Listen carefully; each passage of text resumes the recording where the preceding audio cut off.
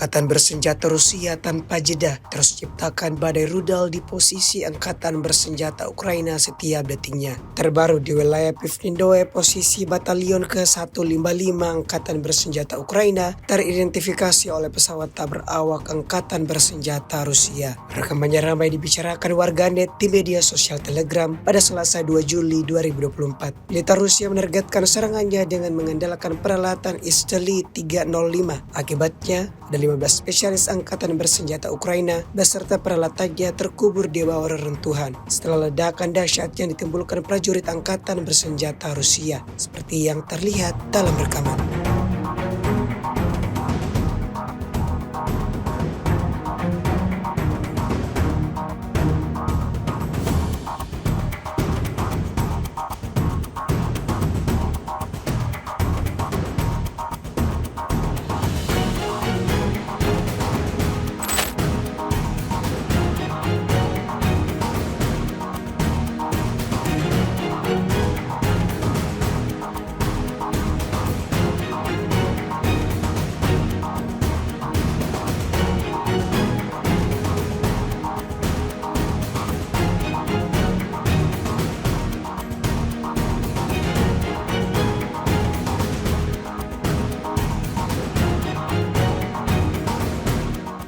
Download Tribun X sekarang, menghadirkan lokal menjadi Indonesia.